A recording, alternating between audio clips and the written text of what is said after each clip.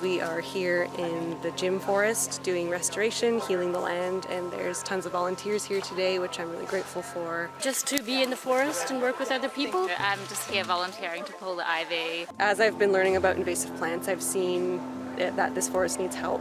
And so I started this initiative 2 years ago, and people are helping me and helping us and my family. So if you look around the forest, there's ivy growing up a lot of these trees in these thick ropes. Step one of the project was going around and severing the bottom of the ivy there so that, everything above it will die. Taking the ivy off the ground, a lot of the trailing native blackberry has come back. There's little June plums that come up. Ocean spray, there's trilliums that have come up. Now that we've given them space, they're just way bigger and happier. It's a very exciting opportunity to be able to work on this land. I've been kind of teaching my family about, the detriment of invasives and the importance of native plants. And so we're all kind of learning together as a family and reclaiming that knowledge together.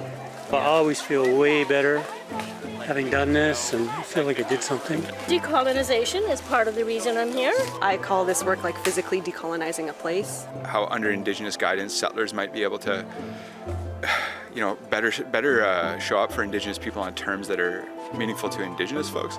And part of my time here is to explore my experiences here and how other people maybe interact with our hosts, with the land, and with what we're actively doing. A lot of people ask me, I want to be an ally and I want to do something and I just want to help. And I always encourage people, if you're physically able to be here and do the work, this is a tangible, feasible way to decolonize. And I think just taking that time and being present and being with other people, and you're there, you're working, you end up having these kind of unique conversations that you don't necessarily have people when you're just outside working together. I think is very unique. And I think that brings people together. A year later, you come back and you're already seeing the native plants come back.